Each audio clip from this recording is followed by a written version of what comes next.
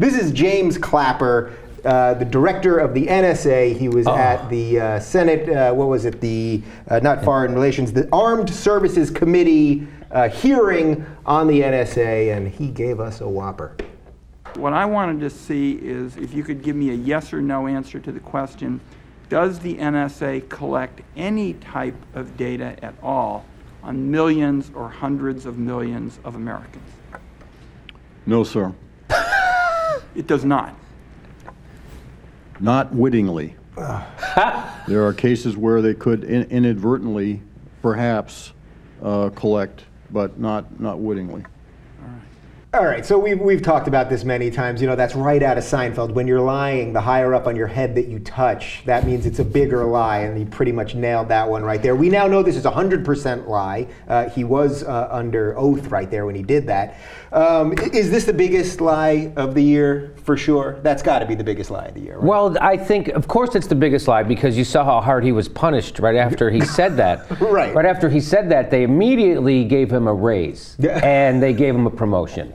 So now he's in charge. I don't know what his exact position is, but he's in charge of everybody again. Well, he's like running the committee that's going to review the whole problem in the first place after he lied about it. The guy, all he did was lie to Congress. What's the big deal? Yeah. But they blame Senator Ron Wyden for that. They say that's his fault because he shouldn't have asked that question. That guy's not supposed to be. Yeah. So that's how he got around lying to Congress. Steve, do you have any sympathy for a guy that was asked a question that maybe he shouldn't have been asked? I'm being slightly sarcastic, obviously. I'm outraged by this story. In fact, I'm so outraged I can't make any jokes about it because it's it's ridiculous. So James Clapper, head of the NSA, was formerly an executive at Booz Allen Hamilton. Yeah. And And now, what do they do? They have a no-bid contract to provide data mining services for the NSA. What a crazy coincidence. Kidding. It's an amazing and happy coincidence for all involved.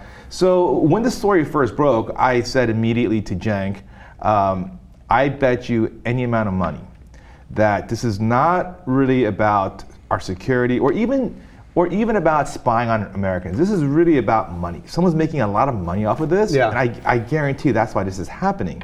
And very quickly we found out, yes, it's all about Booz Allen Hamilton. So Clapper is now head of the NSA, and he was a former executive at Booz Allen. Booz Allen's current executive was a former NSA guy. So it's a revolving door. Yeah.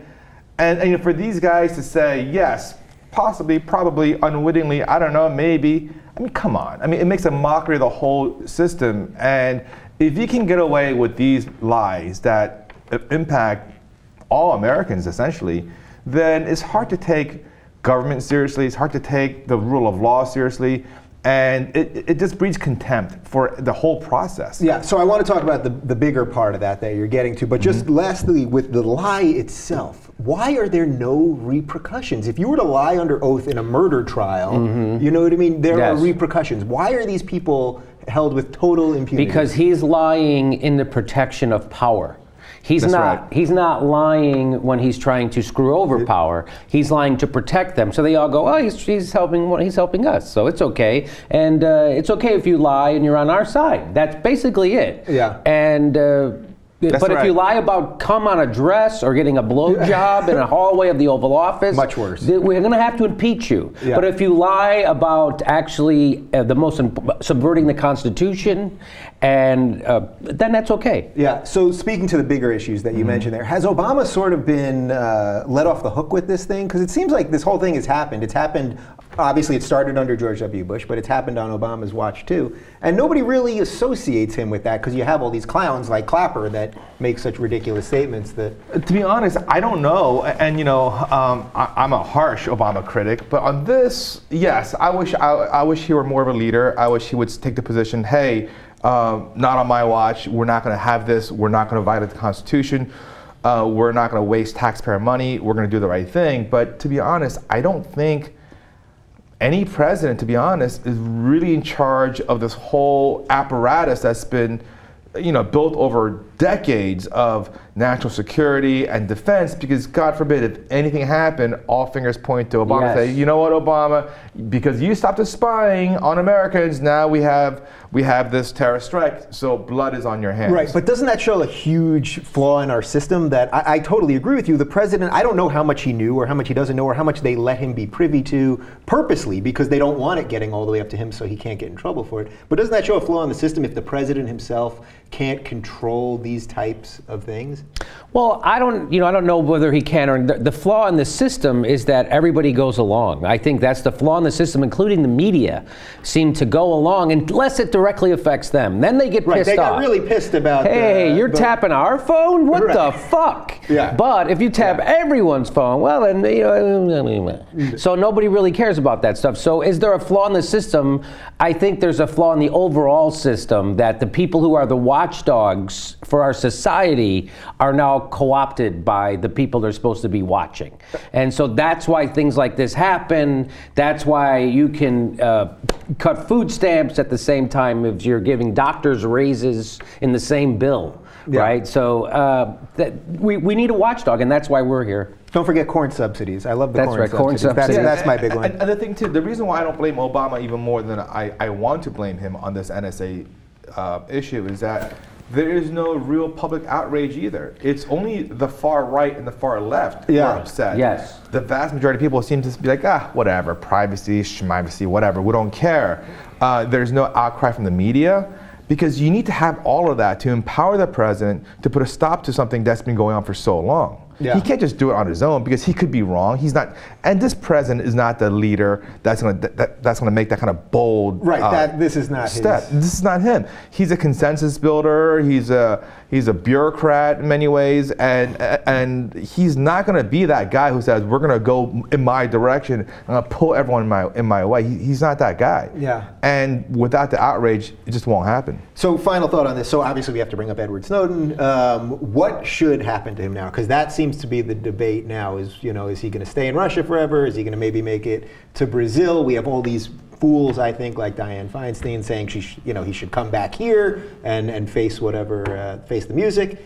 Is there any chance he comes back here? Should he come back here? I don't think so. I don't know why you wouldn't trust a system that you just exposed for being completely corrupt to judge you on whether you exposing them was okay or not. Why wouldn't you? Well, I don't understand. It's like, why don't we let the KKK, why don't you go back and have them give you a trial to see if you're really black or not? Yeah. I mean, that's the craziest thing that people say. Why don't you come back here and take your lump? What are you, fucking nuts? I wouldn't do it. First, I wouldn't even have done what he did. What he did was heroic, right? And of course, they don't want any of the truth to come out. And if the only thing worse than doing what James Clapper did is doing what Edward Snowden did, which is actually telling the truth. Right, and that's sort of when I don't know if you guys saw it on CNN, but Jeffrey Toobin, who's consistently been wrong about this, completely wrong on this, and he wants Snowden to come back and face the music. Yet at the same time, is saying that the things that he's revealed, it's good we know it. But the guy should be in jail for telling us, which makes no sense. So, do you agree with Jimmy on that? Yeah, absolutely. I mean, the idea that you are in the belly of the beast, and you know all the abuses that are happening. You know that they're spying on Americans in violation of the Fourth Amendment. You know that there are indefinite detentions. You know that people are being extraordinary rendition. Right. I mean, not that I fear that they're going to. Well, maybe they would torture Snowden too, because look what they did to Bradley Manning. Yes. Or he just dies in jail. Yeah. Or there's an unfortunate accident. Yeah. Whatever it may be, asking Snowden to submit himself to this system that has done all of this is freaking insane. Yeah. It's just not true. I mean, Dianne Feinstein doesn't have. She doesn't have the courage to face 1/10 of what Snowden would be facing if he came back to the United States. Yes, the people who are in charge of protecting us, like Dianne Feinstein and Mike Rogers, the head of the Congressional intelligence community, they're not. They're co-opted by the people they're supposed to be regulating. Yeah, so I imagine following what happened to Snowden. They'll strip him naked, they'll put him in a jail cell, they'll deprive him of sleep. Put him on suicide watch because he might kill himself. To Bradley. Yeah. That's exactly what they did. And then they will destroy his character. And, Yes. you know, you literally go insane if you get sleep deprived for too long, and, you know, the bright lights, the cold floors, whatever it may be. Right. You know, he has to piss himself and shit himself and have nothing to. I mean, just torture. And then when he goes insane, I see he's a crazy person. Yeah. He's a crazy person. But again, let's always remember that the point of torture isn't to extract information. It's to get you to say something they want you to say. Yep. And what they wanted Chelsea Manning to say was that Julian Assange and him were in cahoots. So they could go after Julian Assange, right? Yeah. So if Julian Assange wasn't in cahoots with Bradley Manning, then he's just being a journalist, which is what he was.